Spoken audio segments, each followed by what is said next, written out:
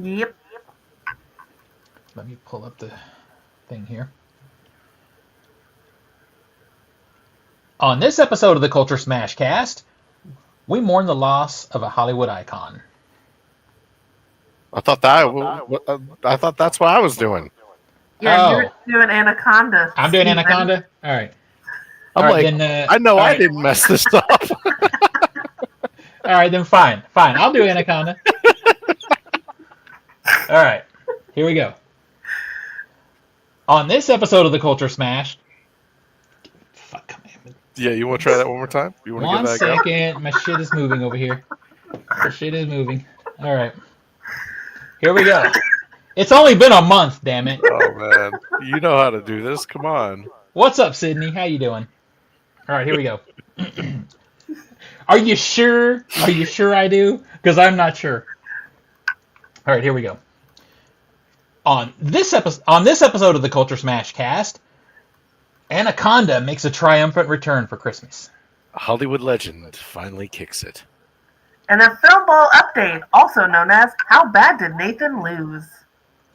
It's the Culture Smash Cast, episode 679 for September the 17th, 2025. I'm Stephen Lackey, editor of the Culture Smash Cast, and somewhat of a fuck up, but let's go. Tina? Jesus Christ. I'm Tina Qualls, contributor to Culturesmash. Man, we're just all over the place tonight. I think Tina forgot her last name for a second. We are all over the place, ladies. And- It is a and Zach. Wednesday. Yeah, I'm here. I think I'm the only one actually on it, but then again, Leave it Are to you? Special I dumbass don't know. to be the only professional. Because you didn't even say your name, you just said you're on it, so I don't think you're very much on it. what Go was ahead. a professional dumbass? I hope you know I'm not editing any of this. It's Good. Just, it's just Good. staying. It should stay. It's gold. All right, let's see if I can get through this stuff. Join us every Wednesday night live on YouTube and Twitch, starting at around 7, probably 7:15, maybe sometime 7:30 CST. Follow us on your platform of choice and be notified when the show goes live.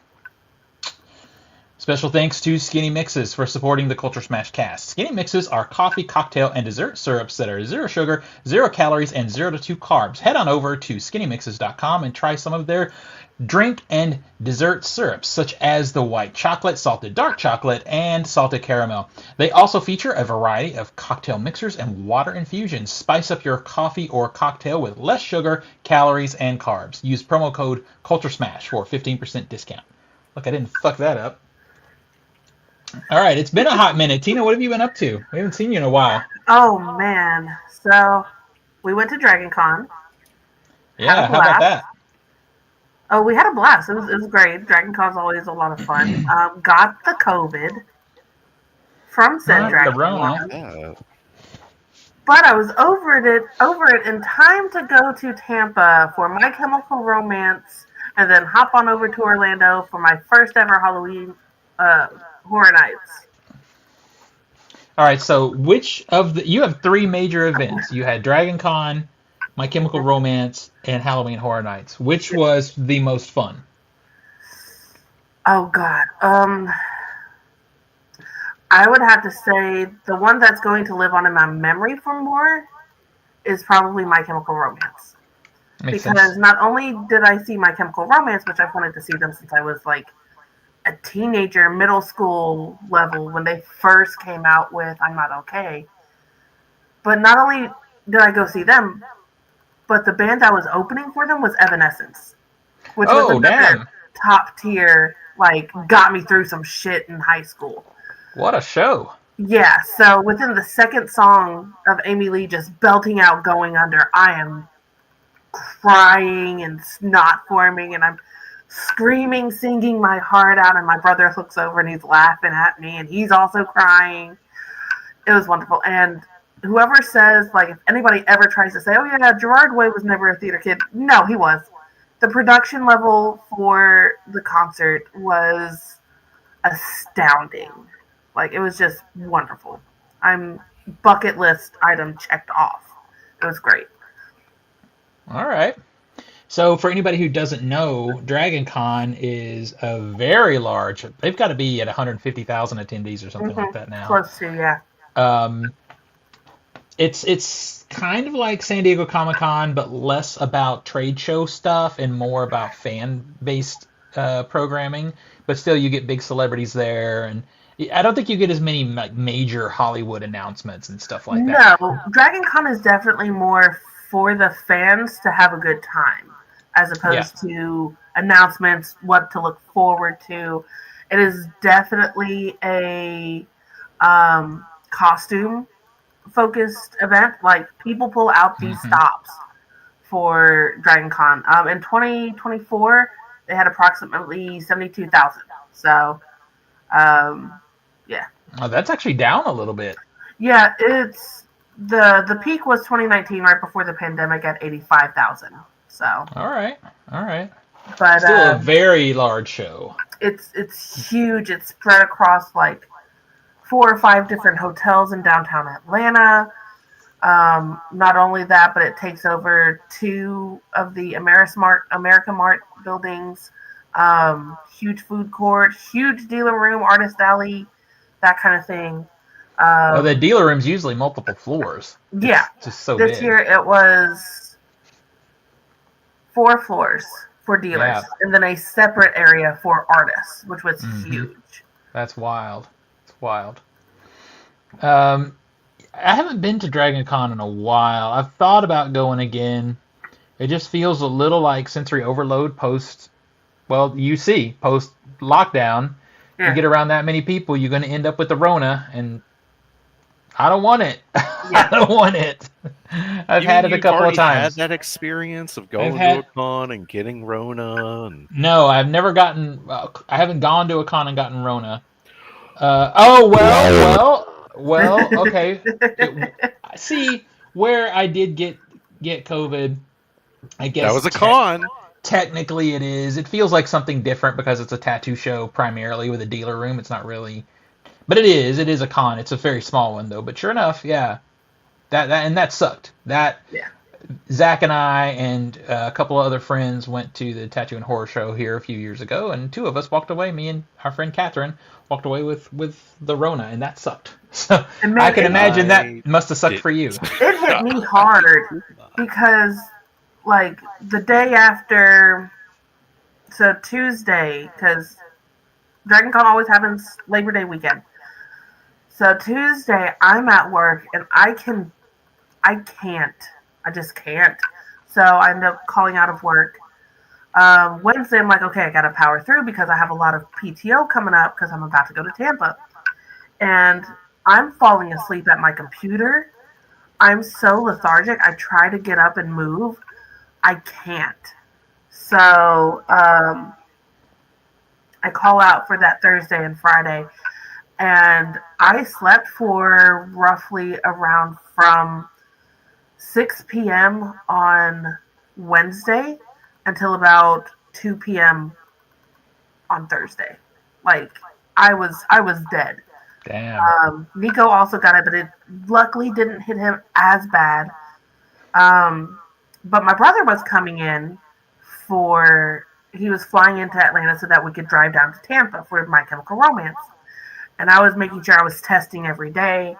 And luckily, the day or 2 before he was supposed to come down, I was clear. Yeah. But then Nico was still testing positive. So we were trying to keep him away from Nico. Unfortunately, my brother now has COVID. Yep.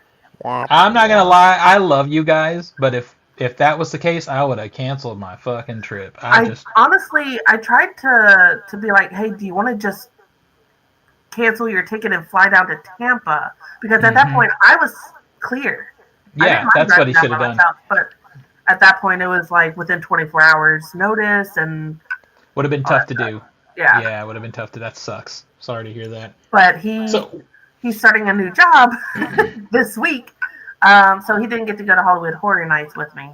Oh man! So I want to get to Halloween Horror Nights in a minute, but before we go to that, I want to know. I don't know what you guys tend to focus on, but if you really wanted to be like full on starfucker, you could at Dragon Con because the celebrities come. But I'm just curious what you guys focused on and what was probably the highlight for you. Like Starfucker? What? You can meet all the celebrities, and yeah, they're known to be a little loosey goosey at times.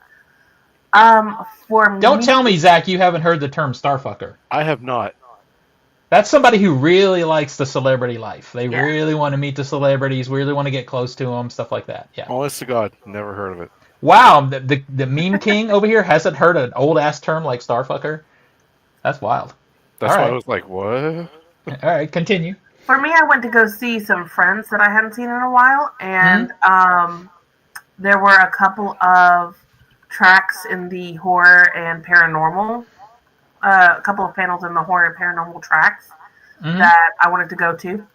I had Nico go with me to one panel that was specifically on Fox Hollow Farms, which on Hulu there's a documentary called The Fox Hollow Murders, and it has behind the scenes. You would have loved it, Stephen, just because the guy who was running the panel put out the pretty much definitive first book on the Fox Hollow Murders, and he had a lot of behind the scenes interview footage of that one guy in the documentary that's super fucking creepy. He has never before seen footage of him and them walking around the house, and yeah, it's. But Nico went into that completely blind, and he looks out. He goes, "What the fuck?" So how was that documentary? It's kind of been in my periphery for a while, but I haven't watched it. It was okay. It was okay. Yeah, it's a 4-part miniseries, 4 episodes. The last 2 episodes are really where it's at because that's when they bring in the creepy guy, and you're just like, oh, you had something to do with it. God damn it. But one of the panels that I really wanted to go to, I got turned away from. It was at capacity. I went 30 minutes before, and it was an A24 panel basically talking about A24, how it started out with horror and where it is now with horror and the differences between that. I was about to say, A24 did not start out in horror. But no, like the horror that it did start putting out, and then versus what it is nowadays and how it's a bit more mainstream palatable. I don't know. I wasn't able to go back. Into the convention. They've gone too far. Go back. I wasn't able to get into the panel to like actually see what they're talking about, but the panel description was that. But I also went to a Lovecraftian horror and film, so added some 2 watches on my 2-watch TBR. So, all right. You I think probably did it the right way. It's better to really go and go for those like more niche type of programming tracks, because if you go for the celebrity shows, like the big celebrity panels, you're going to end up waiting in line for those for hours sometimes. If you want to sit and get in, you have to get in line early. What's that? D&D, all the D&D panels were completely maxed out. Oh wow. All right. Yeah. So that was also a thing. And they always have like this big Saturday parade, which we stayed home Saturday morning just so we could watch it streaming. Yeah. So that parade always happens at like 10 o'clock in the morning, which seems like it's not late, but at a convention, or seems like it's not early, but at a convention, that's early. Yeah. Because you got to be down there an hour and a half early to get a good spot. Yeah. In the hotels, it's really cool because you can watch it on the TVs. Yeah. So, sidebar, you guys have 3 weeks to stay healthy and not get Rona or anything else. We don't really have much else coming up in those 3 weeks, so... Thank goodness, because we have the 12 hours of terror. And if you follow and trust me, if we do somehow get it, I'm canceling my ticket. I'm not going to spread the Rona. Remind me to ask you something about that before we log off at the end after the show's done. I will try. All right, so then you went... I'm jealous because I'm sitting over here doing nothing, but then you went to Halloween Horror Nights, which is a favorite event of the year for me. But it's also a very expensive event to do. But if you like haunted attractions, it really is, in my opinion, peak. It was really fun. It was really cool. It was my first time doing it. I actually chose, like, apparently one of the cheaper days because I did it, like, the Sunday within the first, like, 2 weeks of opening. Mm-hmm. Apparently it's, like, one of the cheapest days. Probably. But I went with my sister-in-law and a lot of her friends. Because I mean, Tampa and Orlando is just an hour and a half drive. Right. So Quick sidebar for a side note for anybody who doesn't know. Halloween Horror Nights is at Universal Studios in Orlando, and basically they turn the entire theme park into a variety of haunted attractions. They'll have yeah, multiple haunted house attractions, and then as you go through the park from attraction to attraction, there'll be areas of the park that they've turned into scare zones where there'll be hmm random scare actors that jump out and scare the shit out of you while you walk. they And have this is shows. Universal Yeah, Studios, so this is cinema level effects and yes. art. So it's you're seeing like peak. Like this is not your garbage bag haunted This house. isn't somebody just spent a shit ton of money on Spirit of Halloween costumes. No, this is Yes. like TV level production. Not to hate on a garbage bag haunted house, because that shit's scary. That shit's scary. But yeah, so what would you say was your favorite like haunted house haunt Okay, attraction so I within did there? only get to do three because I did not get a fast pass. I went pretty much with the cheapest available options. Yeah, But I got to do Fallout, which was why I bought a ticket in the first place. yeah. They did the Fallout house. That was number one uh, first house of the night. And that one was really good. It was definitely walking through the plot of the first season for sure. Um, See, Yeah, I but hope. that's one of the ones that I kind of have a problem with because I feel I liked season one of Fallout. I liked it, but it is not horror. It's science fiction. It's dystopian science fiction. It's not to me horror. yeah, But it definitely went with Yeah. more of like, here's the attack on the vault in the beginning. Here's hmm the ghouls in the freezer and all that stuff. Here's some Brotherhood of Steel power armors. hmm Um, but that like again that was the main reason I purchased a ticket. And out of the three that I visited, it was probably my least favorite house. It was still good, Yeah. but it was my least favorite because I then did Galkin, which was the Norse monsters of the North. That was really cool. At the very end, it had this. So you're walking through a forest, and then you're going through like a burning Viking village that's being attacked by like werewolves and monsters. And then you're going at the end. You go under this huge animatronic skeletal skull of like an elder god, and it's like laughing and wah wah wah wah wah. But like, I love those because it's not based on IP. That's just some yeah, shit that they came up with. So and that's cool. I'm glad it's that was something good. that really shows their creativity, and the set work was beautiful. Yeah. Um, but my favorite one that I went through was uh, La Artiste, which was the Spanish haunting one. Um, Walking in, you're just engulfed in this Spanish hacienda with like moss hanging down and like the lighting was on point. Um, all throughout the park, the fog machines, the smoke machines that they used, it kind of smelled like feet. Um, so it took me a while to get used to that, but it was that one actually scared me a couple times, which I think my sister-in-law was expecting me to like scream when I'm scared. But if you like pop out at me and get me, I'm like, ugh. I was gonna say you don't seem like somebody who screams like that. Nope, I go, Yeah. ugh. So like even the scare actors didn't know if they scared me or not because I'm just like,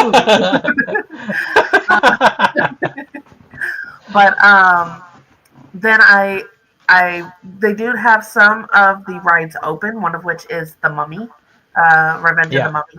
So I rode that one, and that one was a lot of fun. But It's one of the better rides in the park, so I'm glad you got to ride that one. yeah, the food. So I went to the Clown Cafe, which is hmm Terrifier themed. And I got Sienna's burnt angel wings, which the I was afraid that the because it's listed as spicy bourbon glaze. I was like, oh, I don't know if it's gonna be like mid on spicy. I don't know if it's like here, let's hurt people spicy, but I'll try it and because I'm hungry. It was actually pretty good. It had a nice kick, but not overpowering. You definitely got the bourbon taste. And the wings were not soggy. That's the thing. If it has a glaze, I'm worried about soggy wings. Um, then I got the sunflower sunglasses, which were mid. Um, I liked the little bit of raspberry in the center, but that was pretty much it. But I split the Yum Yum deviled eggs, which are a Fallout dessert. Um, they're panna cotta. They're coconut panna cotta with a pineapple whip in the center for the egg yolk, sprinkled with tahini.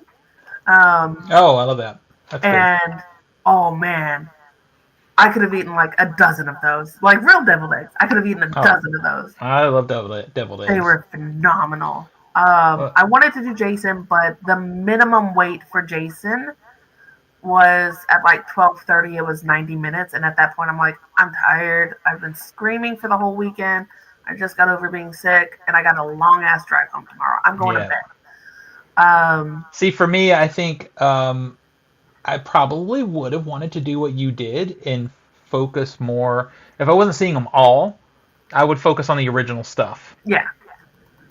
Because it's unexpected. I would have just done the original things first. Now, I probably would have skipped Fallout and done Jason or Terrifier instead, but it probably worked out pretty good for you guys as far as weight, so that's cool. Yeah, I wasn't going to do the dolls because I don't do dolls. Fuck. Oh, I would have done that. I would have done that because they're but scary. I totally could have done Grave of Flesh, but again, just at that point, because I also did one of the shows, one of the Yeah, there's a bunch of lesbians, so they called it. Oh, it's time for the aerial scissoring show. Oh, perfect! I would have gone to that. Yeah, so we went to that one, and then I was like, okay, I'm tired and I got a long drive, blah blah blah blah blah. Yeah. But I totally would have done Grave of Flesh if I had like the speed pass. I would have tried to get to Jason and Terrifier. Freddy's was full on like always top of the list for like time waits, but I have no interest in Five Nights at Freddy's. Yeah, same. I'm not gonna do dolls because I fucking hate dolls. And I'm not gonna do WWE because I'm just not into WWE. Yeah, I thought that was a dumb choice, but whatever.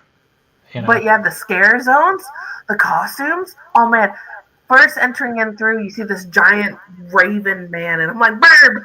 It's a Burb! I like Burbs! That's funny. But the costumes were on point.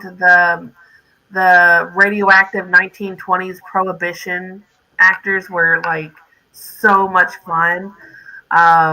It was a good time, and I'm looking forward to going back. I'm definitely going back. See, Zach? See? Zach, see? Telling you. Yeah. I'm going to Japan. Next year.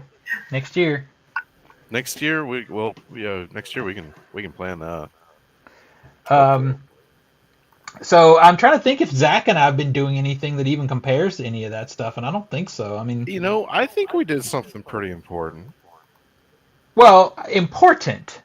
And for us, I didn't say it was interesting. I said it was important. Well, okay. It was interesting for us. We did do another 48-hour project. Yeah.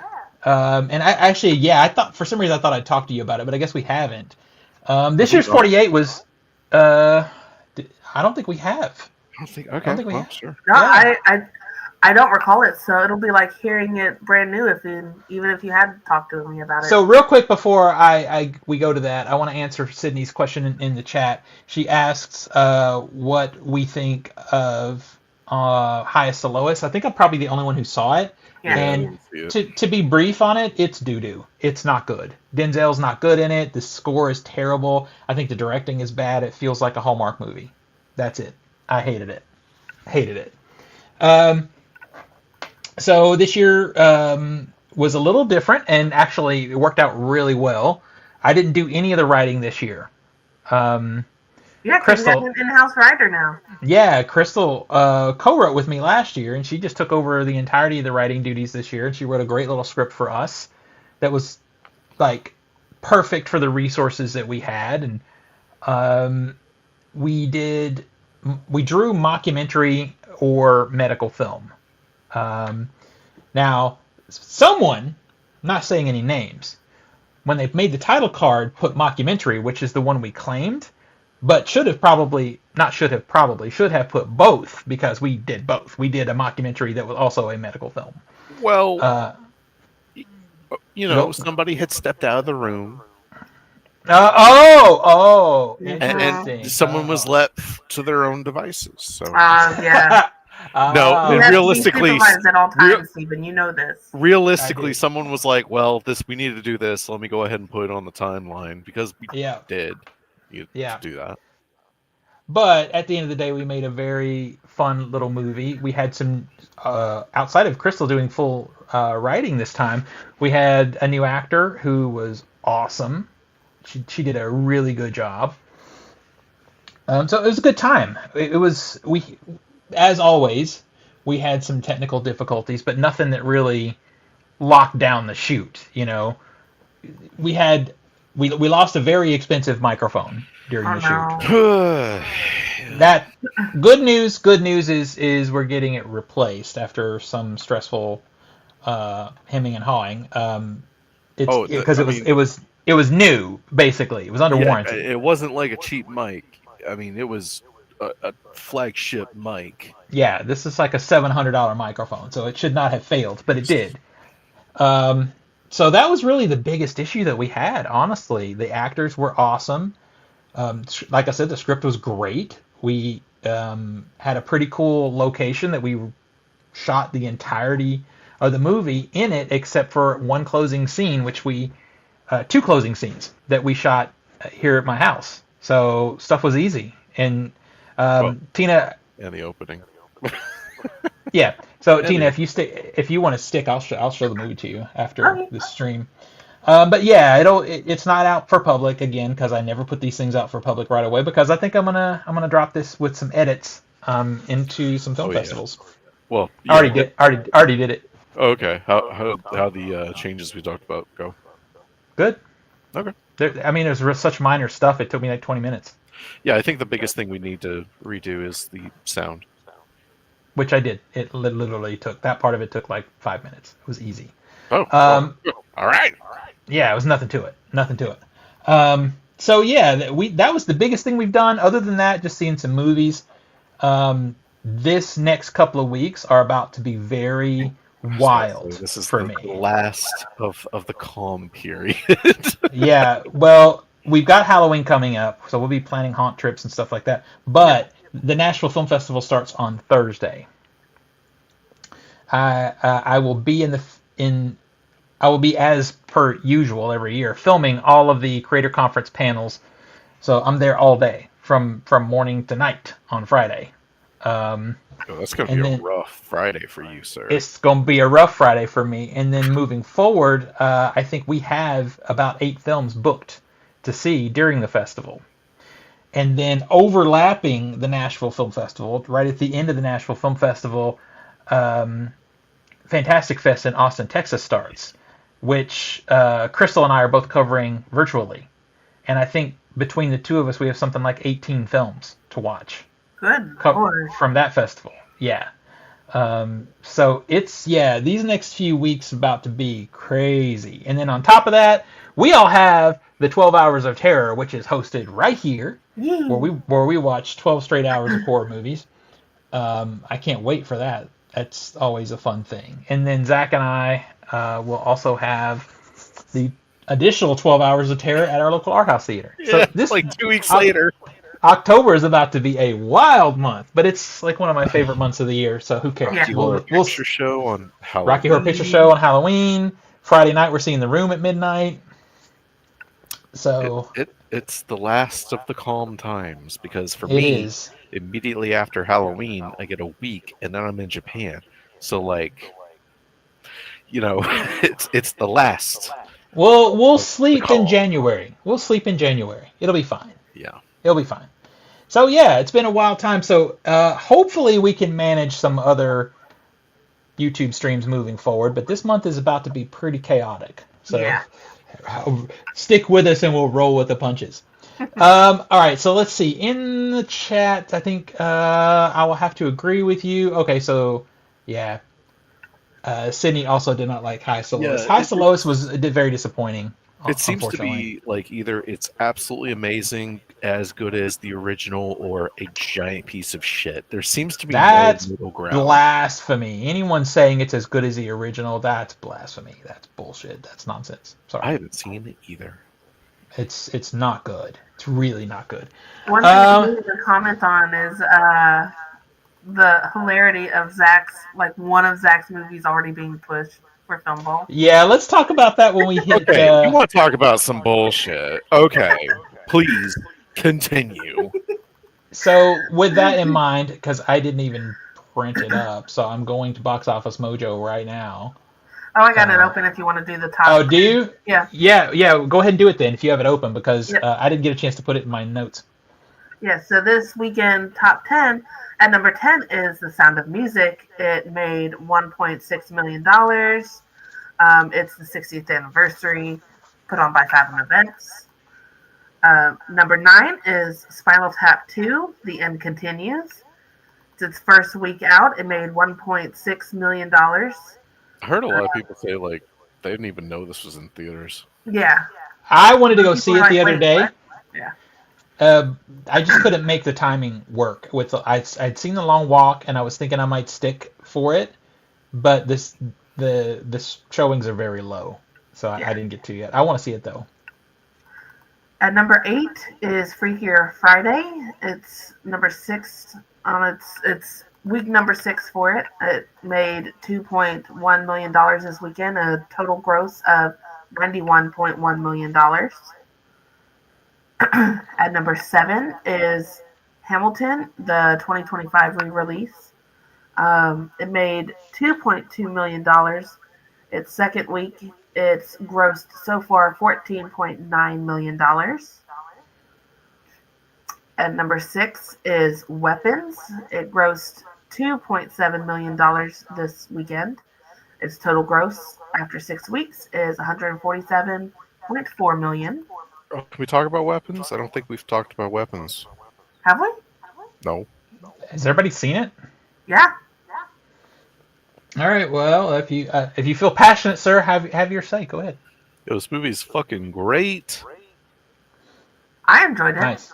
I heard a mixed reception from your other half, so I had my knives out going. Oh, who, Nico? Yeah, Nico was like, "Yo, this movie sucks." And I was like, "You're fucking wrong, sir." I enjoyed it.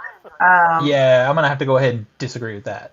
Yeah. Because it's like it feels anticlimactic to talk about it a month later, but Weapons is really good, and Weapons is it's broken records for as far as box office for an R-rated horror film. Yeah. The thing about Nico is if you have not a single character that he can actually fucking root for, he's gonna hate it. And to be fair, most of the characters in this movie are complete dickwads. I mean, sure, but most of the characters in this film are trying to simply find children and save them. Yeah. They have problems for sure. Like, one of them's a fucking raging alcoholic, but I still like her. Like, I mean, I agree with that. She's not murdering children. She's not, you know? She's not unlikable. She's just problematic as she's far got as being issues, an alcoholic. I would still say she's likable. Yeah. Another character's kind of a dickhole, but he still has true intentions. Like, he still has true intentions of, like, I just want to find my son. He's kind of a brash. Yeah, like, honestly, about Nico's favorite character was Thanos. It was like, yeah, Roland had the only decent character in the movie aside from the little kid. I really like our screening of it. Like, so we went, I think it was opening night, yeah.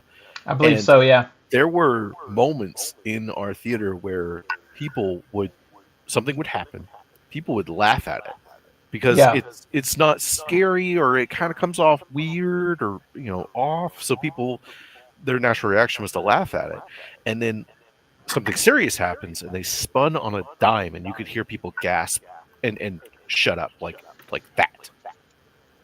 And it was incredible to see their just range of reactions go from one end to the other. Honestly, for me, I'll watch it again just so I can watch that last scene. Spoilers a little bit. I love that last scene so much. It's so good, yeah. I'm just like, the running.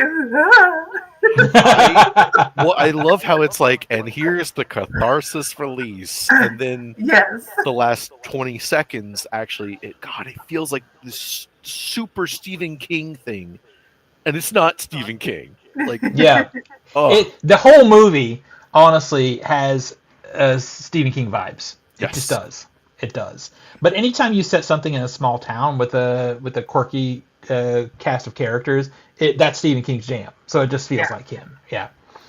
So you guys have a week. Speaking of that, before next week's show, to watch The Long Walk, for real. Seriously, you need to get to this so we can talk about it. I'm going this weekend. KJ is a huge fan of Stephen King. She's read the book several times, and she's like, "I want to go." And then she told me today, it's like, "Hey, I'm sorry, I've been delaying on this. You can go and see it without me." So I'm like, "Bye, bitch! I'm just gonna go." Because I'm not gonna wait until it's like down to one screening a day. Like, yeah, that's gonna suck. And the movie, sadly, it's not doing that well. It's bombing. It's bombing. And spoilers for the discussion next week. But you could see it on my letterbox. I gave it a 4.5. I love this movie. I love it. It's probably going to be in contention for my second favorite horror movie, if you call it a horror movie, of the year. Damn, this is going against Sinners. Okay, it's going against Sinners, and it's going against Bring Her Back. Bring Her Back. Yeah. Damn. I think Bring Her Back might still edge it out for a couple of reasons, but we'll talk about it on Wednesday. Isn't it crazy that like our top fives are just straight horror movies? It's fucking great. It's great. It's great. I love it. And speaking of horror, in the chat, Texas Chainsaw Massacre, the original one, the greatest horror movie of all time. That's a tough one.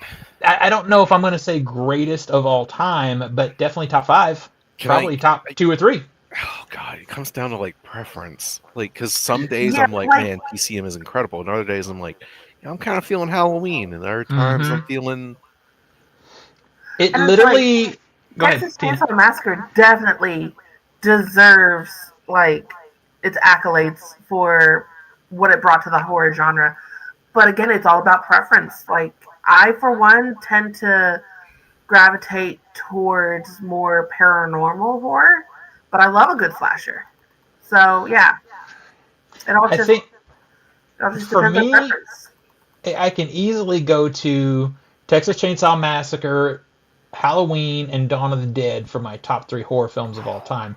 And I think all 3 of those are as good as the other one. It's just what day of the week is it? Yeah. What day of the week is it? What did I have for breakfast today? That's going to exactly. What is my mood? If it's in the fall and the leaves are blowing in the grass and stuff like that, it's Halloween. If it's in the middle of the summer, like middle summer, Texas Chainsaw Massacre, 100%. Yeah, exactly. So it's almost like seasonal, And then Dawn of the Dead is almost like winter because you're inside. You're like, it's too hot, it's too cold outside, so I'm going to the mall.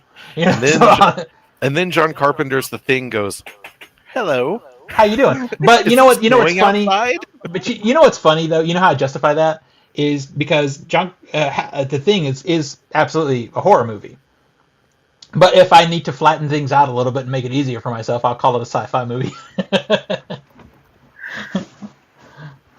That's how that works. I go horror sci-fi. Yeah, not the weapons is okay, but you didn't like the internet or something. Not that you're losing internet. Heaven forbid. All right, so coming out this week, there's some heavy hitters hitting. Wait, hold on. Oh, okay, go. We only got to number 6. Oh crap! All right, yeah, because Zach stopped us to talk about weapons. All right, I'll try and blast through these. At number 5 is Toy Story's re-release. It grossed $3.4 million opening weekend for it. At number 4 is The Long Walk. Its opening weekend, $11.7 million so far. At number 3 opening weekend is Downton Abbey, the grand finale, which is $18.1 million richer right now. At number 2 is The Conjuring Last Rites. It grossed $25.6 million in its second week. Its grand total right now is $130.5 million. And at number 1 opening week, Demon Slayer Infinity Castle. It grossed $70.6 million this weekend. Nice. It was actually a decent weekend for movies. Nothing was super huge, but there was a pretty good spread as far as money. So this weekend you have some choices. You have Him, a horror movie opening, which I am very hyped to see. If you're in it for... I'm a little nervous about that one, I'll be all real. Well, what's interesting is as far as Rotten Tomato rating, there's an embargo in place, so there's no Yeah, there's no no Rotten Tomatoes reviews. there's a embargo up until Thursday. Yeah, yeah. And we're getting reviews today for a film next week, One Battle After Another, and those reviews Uh-huh. are, oh my god, insane. So also this week, Hi, Nico. if you want more of a romantic thing, then there's A Big Bold Beautiful Journey currently on Rotten Tomatoes. What is this noise? I'm looking at my screen.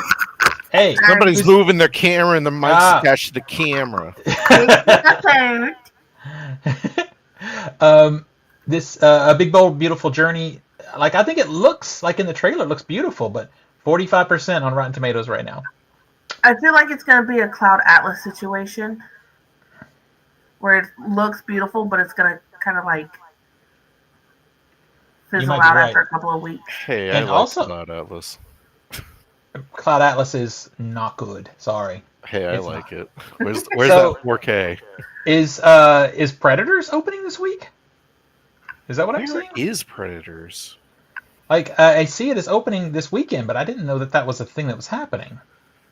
Is that hang on. correct? Wait, no. Hang on. Yeah. Yeah. Yeah, where is this movie? All of a sudden, it's just gone. Box Office Mojo shows it opening this weekend, but I've seen Limited zero marketing. It's November weekend, 7th. Oh, so we have a limited opening this weekend. Did it in get certain- pushed? I feel like it got pushed, I but it's a little concerning as far as our film ball game goes when that movie's jumping around like it is. So, oh wait, you're thinking of Predators, which is Which is a what I said. documentary. Yeah. It's a documentary about Oh, is that what that is? child Yeah. predators. It This is not Predator Badlands. This Oh, is. got it. I'm Chris Hansen. Have a seat. Oh that's God, it. Chris Hansen! And then Chris shoots himself. Hansen's back. He's Yeah. back. Oh wow. Yes. All right, so that's what you got. There wasn't I'm any seeing, cookies. I'm seeing both him and A Big Bold Beautiful Journey. I'm seeing both those Thursday, so I'll let you guys know. I'll be How there that- for him, I guess, Yeah, because peer pressure works. it does. It's my Tina. This is my favorite thing to do right now. Is just buy tickets to a movie. And just send it to him. Yeah, like Regal has that button. You just hit this button, send this to a friend, and it sends your seat to him. And I just send it to Zach. I'm like, hey, baby. Dude, Here you go. Like, it wasn't even great seats, and I'm sitting there like, you know what I'll do? I'll get a nice seat in the second row. And now, like, I woke up the next day and went, yo, if I show up and I sit like far away from them, I'm gonna look like a dickhole. Let me Well, just get the the seat. problem is my preferred seat. The row was taken, like in the middle. Yeah. And I was like, what the hell? These people took my seats. Yeah, I Sons was of just bitches. gonna get like the center and the middle, and then I was like, no, don't do that. That's gonna be like a dick move. So we had to take some seats kind of off to the side, which sucks. Speaking what are you of gonna great seats, Steven, I'm sending you a picture of where I was seated for My Chemical Romance concert. All right. So moving on, and this is why I wasn't so concerned about a script, because we literally haven't talked in so long that I knew this was going to happen. But before we could do anything else, we need to do a little film ball update. Yes. All right. So wrapping up Summer Film Ball, I'm pretty much calling all of the Summer Film Ball numbers. The few movies that are trickling in are not going to bring in enough money to fill in the gaps that you're about to see. Got it. All right. So for Discord game number 2, that's Adam, Crystal, Steven, and Kevin. And number 4 is Kevin with $600.1 million. Steven in third with $653.9 million. In second place is Crystal with $788 million. And in first place is Adam with $911 million. Pretty much as expected, because he had the big ones. He had Yeah. all the big boys. Like, Steven, you called it pretty much person for person, because you got the prediction 100%. Nailed it. And the other Discord game, in sixth place is Samantha with $226.6 million. In fifth place is Frenchie with $390.9 million. In fourth place is Marcus with $391.9 million. In third place is Nick with $543 million. Second place is Steven with $577.4 million. Damn it! And in first place, you just missed her, was Crystal with $804.2 million. Son of a bitch!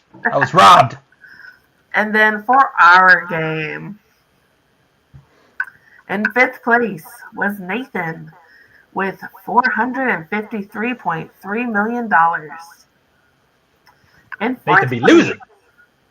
In fourth place was Steven. Son of a bitch. $485.9 million. In third place is Zach with $654.3 million. Hey, I kicked Steven's ass. That's the You did. The difference between you and Steven was $168.3 million. Eat it. Bullshit. In second place is me, and you gotta listen to this total because it is. I didn't plan it this way, and it's amazing. I'm in second place with $666.6 million. Damn. Cursed. Evil. Or lucky. But it's okay. The statue stays. The trophy stays with us because in first place is Nico with $680.9 million. That was a close game between you two. I don't think anybody expected it to be that close. Between the three of us, so between Nico, me, and Zach, the spread of difference was $26.6 million. That's wild. Yeah. For full transparency, I do have one more week of Honey Don't. Zach, you have 2 more weeks of Toxic Avenger, but don't count on making up those couple million because this last week of Toxic Avenger brought in 240,000. And I'm pretty sure Toxic Avenger's already pulled from theater. Yeah, I would be surprised. It got my money. Okay, I went and saw it. It was a good time. It was actually a pretty good time. Steven, you have 2 weeks left of caught stealing. So again, not near enough to make up those differences. The only thing that I could possibly see changing is in one of the Discord games, the difference between Frenchie and Marcus is 981,000, and Frenchie still has 1 week of 2 weeks of Toxic Avengers, which she's below Marcus. Again, I don't think that's going to happen. Yeah. Marcus still has 2 weeks of caught stealing. So yeah, that's not going to change. These are the set numbers. Yeah, that sounds good. That sounds accurate to me. And then for a very quick update on everybody's current game, right now, I only have the Discord game that you sent me, which you still need to send me how much people paid for the movies. I have bad news for you. Oh, no. Am I just going to have to bullshit? I don't think we have it for that game. Yeah. Do you recall anybody who did not spend all their money? No, I think everybody spent their money. Okay. Yeah, I would have made note. I'll double check, but I'm pretty sure everybody spent their money. Okay. I won't be able to do the return on investment analysis, but at the very least, people won't be starting out with negative $100 million. Yeah. Okay. So right now, the only one who has a movie out is Frenchie. So she's leading the pack. And then for our game, the only one who has a movie out is Steven. $104.9 million. That's what's up. So I will send you the other game. Crystal took the notes on that, and she's going to send me her notes. She just said they're unreadable, so she's got to translate them, and then she'll send them your way so you have those. But her and Nathan both will be very unhappy if I don't talk about that game. So I'm going to talk about it. I'm going to talk about it right now, and then it's going to be the end of it. I'm not talking about it again. So I decided to experiment with that game because I'm playing in so many games, and I have never played a game where I played for the wild cards before. So I decided, you know what? I'm gonna play for the wild cards. So I got a few little tiny movies, and then I put my money into. I ended up getting 3 of the wild cards. But I'm as good at spinning that wheel as I am at fucking rolling dice. I should have known better. I got nothing. Crystal ended up, and she is so excited for you to have this information, Tina. She got the 4th wild card draw for $1, and that was Wicked. Everybody's buying Wicked for $1. Yes. She should probably have the greatest return on investment of any game in the history of the game. Nathan's return on investment was Wicked for $1. Yeah. But on top of that, since I wasn't playing for the other movies, I was fighting for the big ones and fighting for the wild cards. No one was bidding against her, so she still ended up with 14 movies at $1 a piece. God. Including like Demon Slayer, which made $80 million opening weekend. So it's going to be very interesting, that game, because her only competition is, I don't remember who it is now, but you'll know when you get the notes, whoever got Avatar maybe. But Yeah. I think she's going to dominate the fuck out of that game because she has all the little tiny movies for $1 a piece. And because at the end of the game she was by herself, she was the only one with money left, she ended up spending $74 on him because that's what she had left. There you go. It's wild. It's wild. So it's going to be very interesting to see how that goes. Yeah. So I'm very sad about that. I probably will be lucky to break $50 million in that game, if I even break that, because I got tiny little movies. Fucking Chainsaw Man and like $28 or something for Chainsaw Man. I'm just saying, an anime did good at the box office this weekend. Yeah, but it wasn't Demon Slayer, sir. Demon Slayer did good at the box office. Yeah. Chainsaw Man is... I'm hype. I'm going. I know you are. You're going to be hype when you see season 1. You're going to be like, damn, Well, where have I been? Bring it to me, because I might as well watch it and go see the damn movie and give myself that $1 at the theater. What the hell? Bullshit, man. Bullshit. All right. Watch Chainsaw Man. You're like, I hate this. I'm gonna be like, you're fucking wrong, sir. All right, so we don't have a lot of time left. We've been going almost an hour already, but I knew we would because Tina did cool stuff, and I wanted to hear about I finally actually rejected the hermit lifestyle for a couple of weeks. Exactly. You want to know what I got from it? COVID. What? COVID. Yeah. So I want to talk about one movie though before I go into Blu-rays for the week. And that is Anaconda, because we have made so many jokes about Anaconda. What a stupid idea, what a stupid movie. Because it was a garbage movie to begin with, and this remake, whatever. And in our other game, Crystal got it for $1, and everybody was laughing at her, saying it's probably going to get pushed, whatever. Well, the trailer for Anaconda came out today, and it is good. It is not what any of us expected. And let's watch it right now. Because Zach hasn't seen it, so let's watch it right now, and we'll discuss it. So let me just bring... Okay. Has he seen it? Yeah, he's seen it. Okay. All right, so let's see.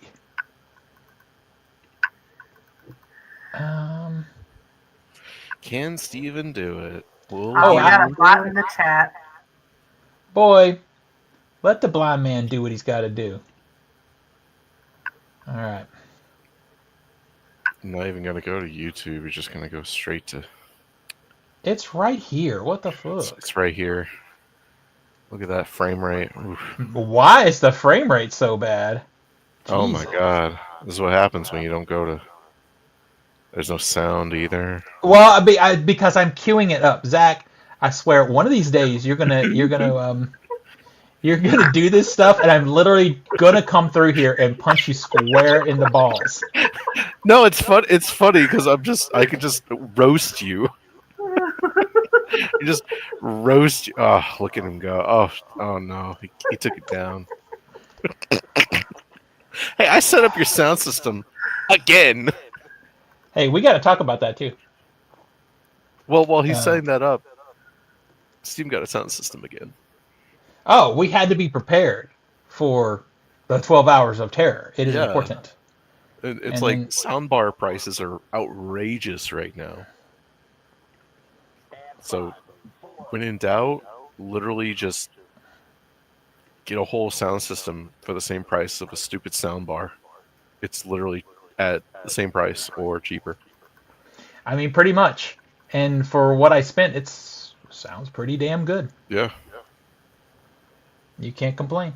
Well, I mean, we can always complain. I can complain, like, you can tell a sound difference because your place isn't carpeted and it has a slight echo to it and it's a bigger room and, you know, it's Do you not have any kind of rugs to help even absorb a little bit? I have a rug, but I mean it's still mostly not. Okay.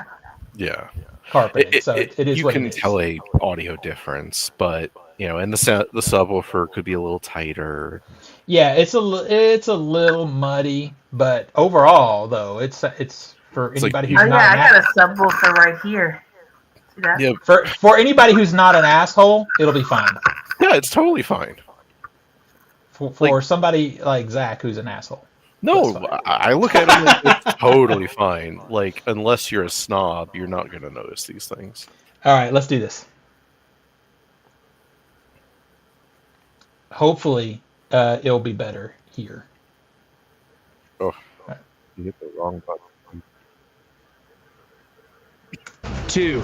You don't say the last. It's okay. Anaconda. I don't want to wait, man. Doug, what are you talking about? Let's do it. Let's reboot Anaconda. Yes. Wait. What? This is going to be the adventure of a lifetime. We've dreamed of making this movie ever since we were kids. What does it cost to get this thing made? $2.5 million. We've approved a loan for up to $9,400. Yes. We're gonna shoot it indie style. Run and gun. We need a riverboat, a script, a snake handler, and a real snake. Claire, you and I will star in it. I love you, Derek. Kenny, you shoot it. Here we go. Doug, you direct. Just like Jurassic Action! Put your face right up next to the snake. No.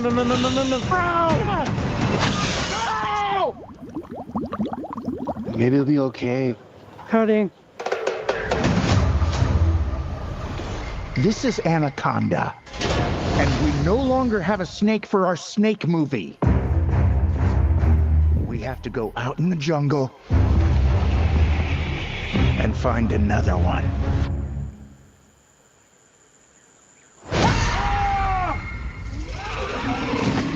What is that? Oh my. My Anaconda! We're in the middle of the jungle, and we are being hunted! My Anaconda! Now we die! My Anaconda! It's okay, you're safe, I'm here! Holy My Anaconda! Keep rolling! Anaconda don't want none unless you... He's dead. Oh no. What are we gonna do? What if we use Doug as bait to get back to the boat? That's a really smart idea. Doug would have wanted this. I'm not sure he would have wanted this. Oh my god, the snake. Yeah. He's alive. I thought you checked his pulse! He did! Doug! He's right behind you! What the hell is going on there? It's a long story! Run!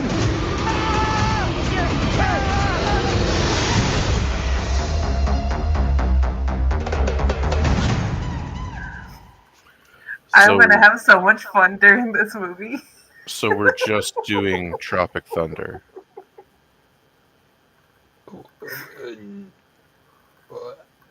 We're just doing Tropic Thunder. I think Tropic Thunder is a very different thing. I mean, sure, but this reeks of Tropic Thunder. You're something. See, this is why you can't talk about comedy with Zach. This looks fun to me. This looks really fun. Where's to the me. jokes? I don't know. I think it looks very fun to me. I think it's going to be a fun-ass time. I think it's definitely going to be making fun of itself. Oh, for sure. Yeah. 100%. And making fun of the original film. Yeah. Now, if you're someone who doesn't find Jack Black funny and doesn't find Paul Rudd funny, you are going to be bored. But I actually think both of them are very fun. Well, Zach, when we talk about comedy and music, do we go to Zach? No, you shouldn't go to me. You shouldn't go to me at all. And I'm saying that. Then again, if I do say a comedy is funny, that's typically a glowing recommendation. The other thing about this movie, and I am weak to this, and I've said it before, and I will say it again, if it is a movie about making movies, I'm in. I am in. So I was sold right away because this is not what I thought it was going to be. I thought we were literally just getting probably a spoofy, campy. Yeah, I thought they were just going to remake it and call Anaconda it remake. Yeah, they literally look at the audience and go, "We're going to just remake it." Yeah. So I'm happy that it wasn't that. This is not what I expected. So maybe this is how it's going to be because 2/3 of this particular audience think it's going to be fun. Yeah. And here's the fun part: is Zach's actually going to go because I'm going to send him. I'm going You're to going to ticket him? I hate Yeah, how exactly. you say that, and I'm like, no, yeah, I probably will. Yeah. Like, why does it got to be Sony, man? They make bad movies. Sometimes they do. Sometimes Name the last good Sony movie. Well, I'd have to go look. Yeah. Well, okay. Once again, it'll be a 2 out of 3 vote on it, but K-pop Demon Hunter was Sony. That was Netflix, and that It was was Sony. Animation. Yeah, Animation. that was a Netflix purchase of a Sony animation film. So, yeah, I'm gonna go Netflix for that. It's actually good. It is. See? Not my thing. Hey, at least you have one agreement here. Sydney says Anaconda is boring in the chat. Well, I hope she means this one and not the original. I'm assuming because that's boring too. The original is a bad movie, but that I can laugh at because there's a couple of scenes I think are funny, but not enough for me to actually own it in my collection. But you watch it once every 20 years and you go, "Oh yeah, that was bad. Oh yeah, that was not good." Well, good, Tina. You and I are correct on this. Yeah. Damn it. All right, so if you want to pick up something on the physical media front this week, there's some pretty good choices. There's a Terminator 2 film collection 4K. Pass. Terminator 2 is not a good 4K, but it's there if you want it. This is Spinal Tap is in a 4K digipack. I'll pick that up. Isn't that Dark Knight I don't think no, not anymore. It used to be Criterion, but no, I don't think this one is. Are you sure? I'm not sure. I'm not 100% sure. Maybe it is. I was about to say Criterion. That's Criterion. Oh, is it? Yeah. Well, Criterion. That's interesting because I thought someone else was getting that, especially because of the sequel. But hey, that's great. I love the Criterion. Their like DVD release of it. I had it forever. So the Dark Knight trilogy is out in a library case collection that is very nice looking, but I already have those. Very expensive. It is very expensive. Krull is out in a 4K steelbook. I love that movie. It's campy and stupid. Halloween it says it's out, but on checking it is in pre-order, which is bullshit. But Halloween 1, 2, and 3 are coming out in matching Amazon exclusive steelbooks, and that kind of hurts me a little bit. Yo, that artwork sucks. I kind of want them because Have they you all seen match. This artwork? It sucks. Yeah, I saw it. Well, I didn't pre-order them because something else came out. We'll talk about it in a second. Let's see. Anything else of worth mentioning? Cinderella Man is out in a 4K. Speak No Evil is out in a 4K. And there's a Hellbender limited edition. So there you go. That's what's out. So something else came out in pre-order today. Zach, did you get it? I mean, Tron Legacy is out. Today? Because it's on All right. Well, all right. Pretty sure Tron came out too. So. Oh, all right. And that Tron restoration is. I waited for reviews to make sure, but the reviews came out and they're like, "Holy shit!" I was going to say the video that we saw of it looked like the restoration was pretty well, awesome. I mean, they did this comparison where they went and scanned the original negative, and then the restoration, which the original negative is going to be grayed out. It's not going to be color graded. It's not going to look a certain way. But man, that restoration, night and day difference is just incredible. For sure. So anyway, the thing that actually took my money today, and Zach's being coy about it because I don't know if he actually got it or not, but I did. Is I've been waiting for the X trilogy to come out in a single Would you box. buy it? I did. Okay, I was gonna wait. No, I just pre-ordered it. I'm like, nah, I'm gonna get it. Oh, I texted Steven this, but I don't think I told Zach. So at Dragon Con, I saw a Pearl cosplay, and I was like, "Oh my god, I love your Pearl!" And she gasps at me. She looks. She gets excited. She goes, "You're a star!" And she hands me a gold star. That's hilarious. Please, See, I'm a star. I think I'm not as thrilled with the packaging as I could have been. It's fine, but I don't know. I expected a little bit more. It's fine, but I am excited for the 64-page book that's in it.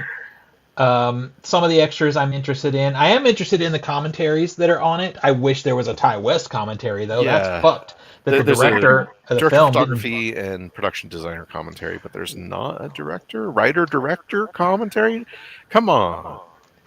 And maybe it's not on them. Maybe he just doesn't do it, because I was talking with Crystal about this earlier, and I'm like, Steven Spielberg doesn't do commentaries, and Quentin Tarantino doesn't do commentaries. It's still pretty light on extras. They're like 90 minutes of extras, not including commentaries, and I'm like, yeah, that's for all 3 movies, though. Yeah, no, I agree. But here's okay. So hear me out. If you're going to own them in your collection anyway. Yes, I'm going to purchase. So if you go and buy them, you're probably going to spend $25 on them, brand new each. So I'll spend the extra $25 and get the extras in the cool box in the book. That's what it is. Sure. The thing I'm waiting on is this an A24 shop exclusive, or will this be available for purchase at like Barnes and Noble, where shit will go on sale? Yeah, I didn't see it up for pre-order anywhere else. So and that's why I'm like, I'm gonna wait a day or two, just to see, because I went ahead and got it. I mean, because worst case is that no, it is an A24 shop exclusive, and then I'm gonna go and put that in my cart, and then I'm gonna get Stop Making Sense and put that in my cart, because that shit is just impossible to find in a store. Yeah, that one's kind of hard to find, and it's expensive as fuck. That one's $55. I don't. I'm not.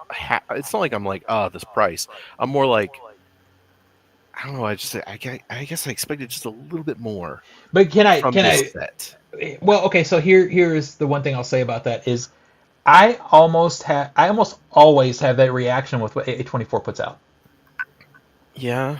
Like the Midsommar book is real cool and stuff. Dude, but the Midsommar one is like a black stain on that shelf. It is like a beautiful presentation with nothing.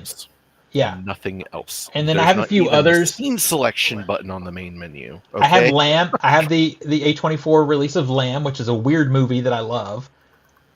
Pretty basic, and they've got that stupid barcode on the spine, which I don't understand the point. Yeah, they have 2 series sets of movies. They got the one where the barcode's on, and then they got like the Midsommar giant box one, which is the X trilogy is going to be in that. But it's only like 5 or 6 movies. But not all the movies, but only some. Yeah, so I have this same reaction you're having right now. I have every time, every single time. I have yet to get a box set from them that I'm like, damn, this is premium. This is perfect. This is Criterion levels of. It doesn't happen. It just doesn't happen. If that Midsommar had the bonus, I think we would be there, because it is a beautiful book. It is. We would be there. Yeah. Genuinely a beautiful book that is premium packaging. But when you look at that basic ass Blu-ray release of Midsommar, and it actually has extras on it, they're not many, but it has something. It has like one thing. Hey, that's one more thing than I have in my $45 limited edition. Yeah, but that's bullshit. A Blu-ray and not a 4K. Still, why couldn't I have that one thing? I agree. I guess the only thing is it's a rights thing. I mean, I wish they would just come out and explain this and just say, me too. Hey, here's why we couldn't get this. Or, hey, we tried.